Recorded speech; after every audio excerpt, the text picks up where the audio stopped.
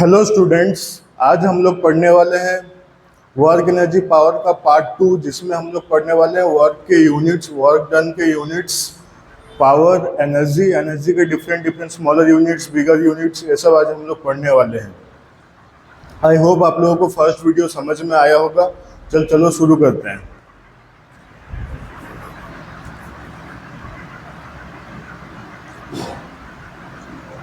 Units of unit of work unit of work done unit of work done unit of work done क्या है? unit of work done क्या है? Joule. ये है SI unit. Joule होता है हमारा एसआई यूनिट, ठीक है। उसके बाद क्या है हमारा? अर्ग। अर्ग जो होता है हमारा सीजीएस यूनिट होता है, सीजीएस यूनिट होता है, ठीक है। और देखो 1 जूल जो होता है वो 1 न्यूटन इंटू 1 मीटर होता है, ठीक है। तो 1 joule is equal to 1 newton मतलब कितना? 10⁵ डाइन। और 1 मीटर कितना होता है? 10⁻² सेंटीमीटर। तो ये कितना हो गया? 1 जूल इज इक्वल टू 10⁷ अर्ग। डाइन इंटू सेंटीमीटर क्या होता है? डाइन इंटू सेंटीमीटर अर्ग होता है, ठीक है। तो ये कुछ बातें थे, याद रखना, ठीक है। ये है वर्क का यूनिट, वर्क डन का। जूल ऐसा यूनिट है, जूल सीजीएस यूनिट है हमारा अर्ग, ठीक है। अब ये पावर,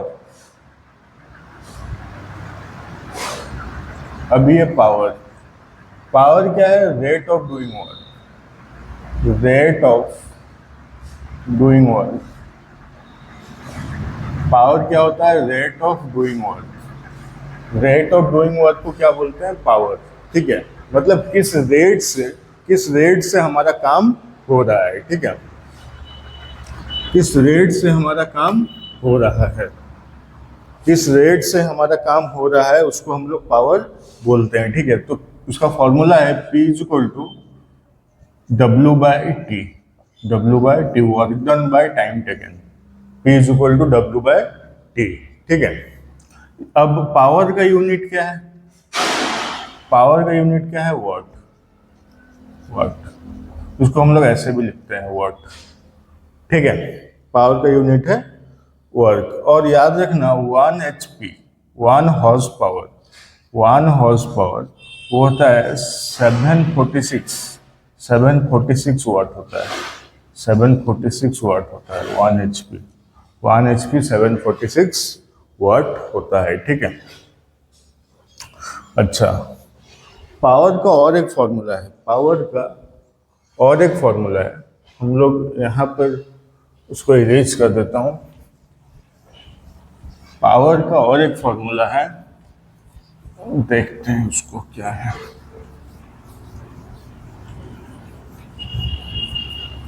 पावर का और एक फॉर्मूला है, देखो P is equal to W/T एक फॉर्मूला है, ठीक है। P is equal to W की जगह में हम लोग क्या डाल सकते हैं? फोर्स इंटू डिस्प्लेसमेंट Fs, क्योंकि वर्क डन का फॉर्मूला क्या होता है? फोर्स इंटू डिस्प्लेसमेंट, ठीक है। अच्छा, अभी और एक भी बात है, वर्क का फॉर्मूला क्या है? Force into displacement into cos theta. Actually force into displacement into cos theta ये फॉर्मूला है। अभी यहाँ पर एक्चुअली वो बात हो रही है जहां पर फोर्स जिस दिशा में लगी होगी उसी दिशा में डिस्प्लेसमेंट हो रहा होगा, ठीक है। तो उस टाइम की बात हो रही है। उस टाइम में क्या होता है? कॉस थीटा कितना होता है? 0 होता है। कॉस थीटा 0 मतलब 1, बचा क्या? Fs, बचा क्या? सिर्फ Fs बचा, ठीक है। तो power is equal to F into, इसको ऐसे लिख सकते हैं S/T, displacement upon time. Displacement upon time क्या होता है? Power is equal to force, F मतलब फोर्स, डिस्प्लेसमेंट का मतलब क्या होता है? डिस्प्लेसमेंट अपॉन टाइम का मतलब क्या होता है? Average velocity, average velocity. तो इसको हम लोग P is equal to F into V भी लिख सकते हैं, ठीक है। ये फॉर्मूला है और एक पावर का, ठीक है। समझ में आया बात? ठीक। अभी है एनर्जी, अभी है एनर्जी। एनर्जी क्या है? Capacity to do work, capacity to do work.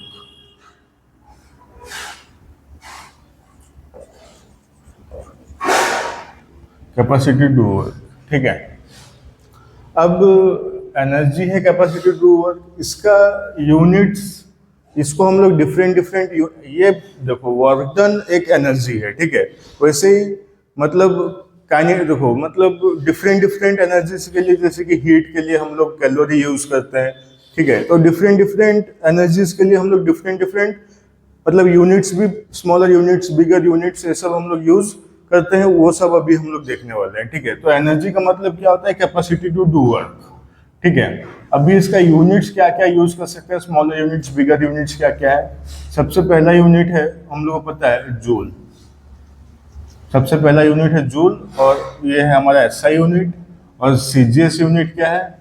अर्ग। सीजीएस यूनिट क्या है? अर्ग, ठीक है। एसआई यूनिट है हमारा जूल, सीजीएस यूनिट क्या है? अर्ग। दूसरा है वाट आवर और किलोवाट आवर, वाट आवर और किलोवाट आवर। तीसरा है कैलोरी, तीसरा है क्या? कैलोरी। चौथा है इलेक्ट्रॉन वोल्ट, इलेक्ट्रॉन वोल्ट, ठीक है। चौथा क्या है? इलेक्ट्रॉन वोल्ट है, ठीक है। तो हम लोग को देखो 1 नंबर हमने पढ़ा है, जूल और अर्ग, ये हमने पढ़ चुका है, ठीक है। अभी वाट आवर, किलोवाट आवर और कैलोरी और इलेक्ट्रॉन वोल्ट, ये हम लोग को देखना है।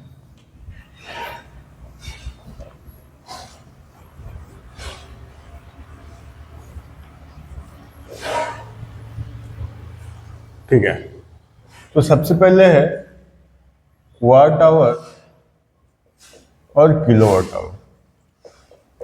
ये क्या है? 1 watt hour is the energy spent by the source of power 1 watt in 1 hour। ये है उसका 1 watt hour का डेफिनेशन। ये क्या बोलता है कि it is the energy spend by the source, मतलब एक सोर्स है जो कि अपना एनर्जी स्पेंड करता है 1 watt hour, और उसका पावर कितना होता है? 1 watt, 1 घंटे। मतलब 1 घंटे में, देखो वो कहने का मतलब ये है कि 1 मिनट रुको, 1 watt hour is the energy spend by the source of power 1 watt। एक सपोज एक सोर्स है, उसका पावर कितना है? पावर कितना जनरेट कर सकता है? 1 watt, और 1 घंटे में उसने जितना मतलब एनर्जी स्पेंड किया होगा उसको हम लोग बोलेंगे 1 watt hour एनर्जी, ठीक है। दूसरा क्या है? Kilowatt hour. किलोवाट आवर क्या होगा? 1 kilowatt hour is the energy spent by the source, energy spent by the source of power 1 kilowatt in 1 hour, in 1 hour, ठीक है। इसका भी वही है कि एक मशीन है जिसका पावर कितना है? 1 किलोवाट, और 1 घंटे में जितना एनर्जी स्पेंड करता है उसको हम लोग बोलते हैं 1 किलोवाट आवर एनर्जी, ठीक है। ठीक है। अभी है क्या? कैलोरी। अभी है क्या? कैलोरी। तो इसको इरेज कर देते हैं। अभी है हमारे पास कैलोरी। कैलोरी किसको बोलते हैं?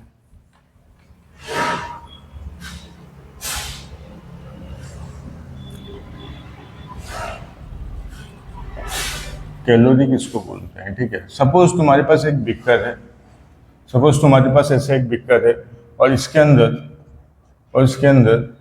1 ग्राम वाटर है, 1 ग्राम वाटर है, ठीक है। 1 ग्राम वाटर है, ठीक है। और मैं इस 1 ग्राम वाटर का टेम्परेचर 1 डिग्री सेल्सियस राइज करना चाहता हूँ। 1 ग्राम वाटर है और इसका टेम्परेचर में कितना राइज करना चाहता हूँ, 1 डिग्री सेल्सियस में राइज करना चाहता हूँ। तो कितना एनर्जी इसको दूंगा मैं, तो कितना हीट एनर्जी इसको दूंगा कि ये 1 ग्राम वाटर का टेम्परेचर 1 डिग्री सेल्सियस राइज कर जाएगा। वो कितना हो जाएगा, 4.2 जूल अप्रोक्स। मतलब थोड़ा सा मतलब सही लिखेंगे तो 4.18 जूल, ठीक है। तो 1 जूल जो कितना होता है,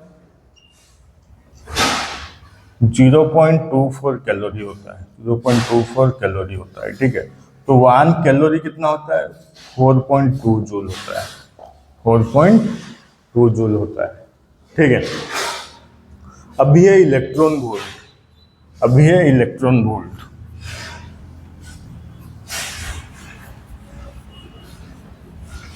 अभी है इलेक्ट्रॉन वोल्ट। सपोज मेरे पास 2 प्लेट है, सपोज ये एक प्लेट है, ये एक प्लेट है, सपोज 2 प्लेट है, इलेक्ट्रॉन वोल्ट, ठीक है। ये एक प्लेट है, ये एक प्लेट है। तो यहाँ पर ये पॉजिटिव टर्मिनल से कनेक्टेड है, यहाँ पर ये नेगेटिव टर्मिनल से कनेक्टेड है, ठीक है। ये पॉजिटिव है, ये नेगेटिव है। तो और यहाँ पर पोटेंशियल डिफरेंस कितना है, 1 वोल्ट है। पोटेंशियल डिफरेंस कितना है, 1 वोल्ट है, ठीक है। तो यहाँ पर पॉजिटिव से कनेक्टेड है, मतलब यहाँ पर पॉजिटिव चार्ज आएंगे, पॉजिटिव चार्ज आएंगे यहाँ पर, ठीक है। यहाँ पर नेगेटिव चार्ज है तो यहाँ नेगेटिव, ठीक है। अगर यहाँ से एक इलेक्ट्रॉन, सपोज यहाँ से एक इलेक्ट्रॉन, ठीक है, देखो जैसे एक इलेक्ट्रॉन यहाँ से बाहर आएगा, ये माइनस चार्ज इस इलेक्ट्रॉन को रिपेल करेगा, इधर रिपेल करेगा, और ये पॉजिटिव चार्ज इसको क्या करेगा, उसके तरफ खींचेगा। ये रिपेल करेगा, ये अट्रैक्ट करेगा। देखो नेगेटिव चार्ज रिपेल करेगा, पॉजिटिव चार्ज इसको अट्रैक्ट करेगा, ठीक है। तो इस इलेक्ट्रॉन के पास इधर से जब वो इधर को मूव करता है, इधर से इधर को जब मूव करता है, यहाँ तक जब वो मूव करता है, ठीक है, इसके पास जितना काइनेटिक एनर्जी होता है, इसके पास जितना काइनेटिक एनर्जी होता है, उसको हम लोग बोलते हैं 1 इलेक्ट्रॉन वोल्ट। उसको हम लोग क्या बोलते हैं, 1 इलेक्ट्रॉन वोल्ट। और 1 इलेक्ट्रॉन वोल्ट वो कितना एनर्जी होता है, 1.6 इंटू 10⁻⁻19 जूल होता है। 1.6 इंटू 10⁻⁻19 जूल होता है, ठीक है। ये था इलेक्ट्रॉन वोल्ट, ठीक है।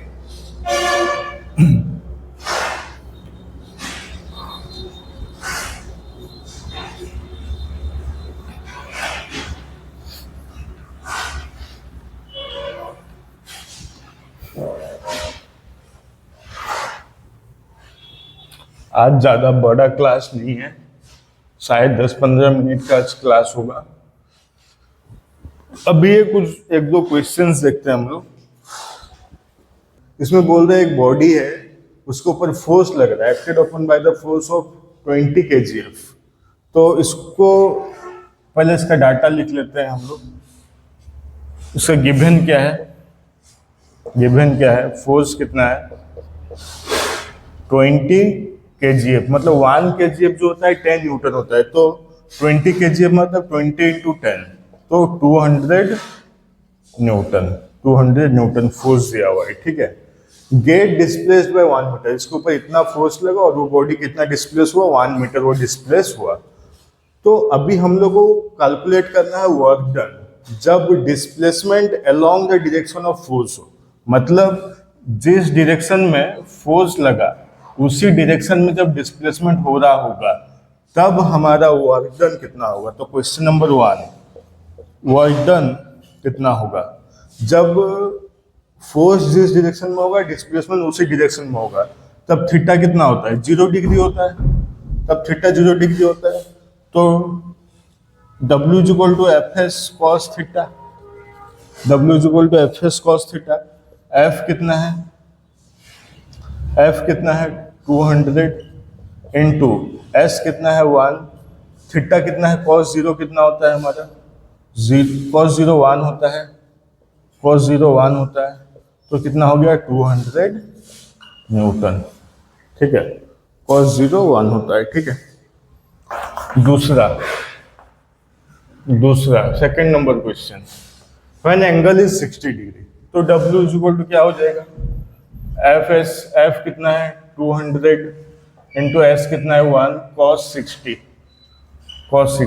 तो 200 इंटू 1 इंटू cos 60 कितना होता है 1/2, यहाँ से 2 कैंसिल, ये 100, ये कितना हो जाएगा 100 जूल, ये कितना हो गया 200 जूल, ठीक है।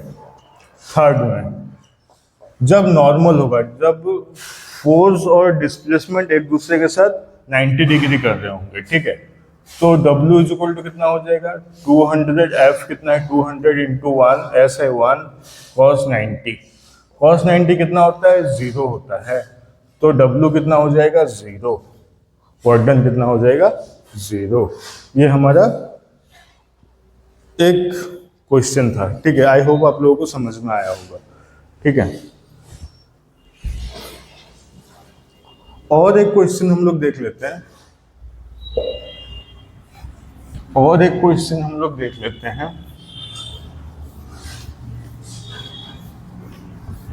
और एक क्वेश्चन हम लोग देख लेते हैं।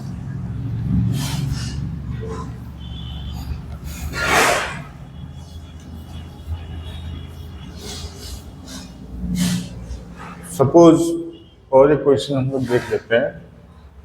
सपोज ऐसे एक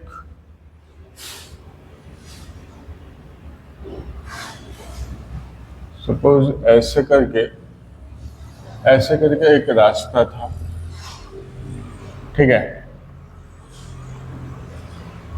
यहां पर एक बक्सा रखा हुआ था, इसके ऊपर फोर्स लग रहा है नीचे mg, ठीक है, और इधर को फोर्स लग रहा है कितना 15 न्यूटन, इधर को कितना फोर्स लग रहा है 15 न्यूटन लग रहा है, ठीक है। अच्छा, इधर को फोर्स लग रहा है 15 न्यूटन, और यहां से यहां तक का डिस्टेंस है 5 मीटर, और ये एंगल कितना दिया हुआ है 30 डिग्री, ठीक है, और नाम देते हैं ABC, ठीक है। सबसे पहले ये जो 15 न्यूटन है, सबसे पहले work done in cooling the body,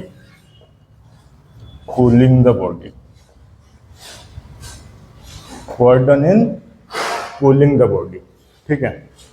second क्या है, फोर्स ड्यू टू ग्रेविटी, ये force due to gravity, third क्या है, work done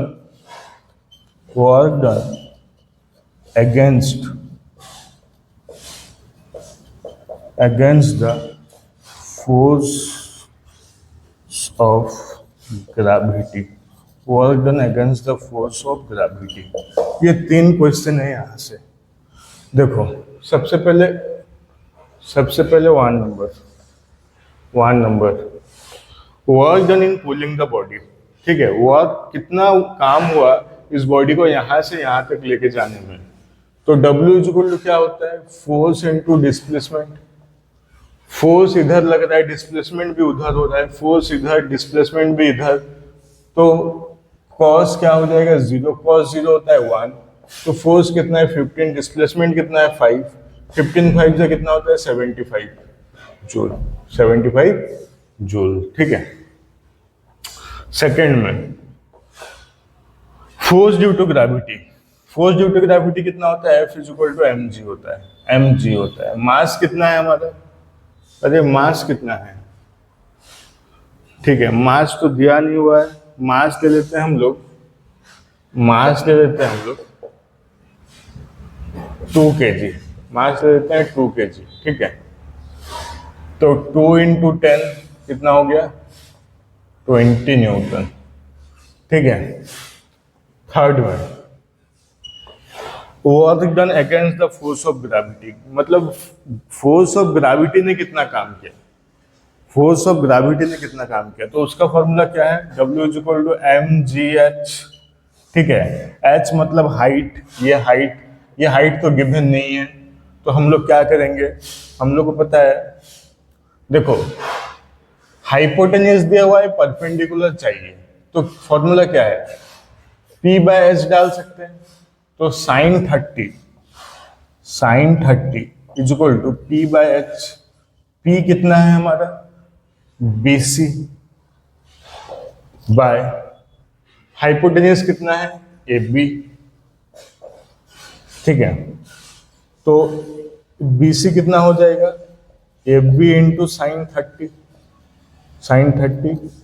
AB into sine 30, AB कितना है 5 इंटू साइन 30 कितना होता है 1/2, तो कितना आ गया 5/2। तो H मिल गया कितना, तो BC मतलब H मिल गया कितना, H कितना मिल गया 5/2। तो अभी हम लोग डाल देंगे फॉर्मूला में, हम लोग डाल देंगे W is equal to M कितना है 2 इज इक्वल टू G कितना है 10, H कितना है 5/2, ये कितना हो गया, कट गया 50 न्यूटन आ गया, 50 न्यूटन आ गया। ठीक है, तो ये दूसरा न्यूमेरिकल था, आई होप आप लोगों को समझ में आया होगा। आज के लिए इतना ही, समझ में आया हो तो लाइक और कमेंट करना। चलो नेक्स्ट वीडियो में मिलते हैं।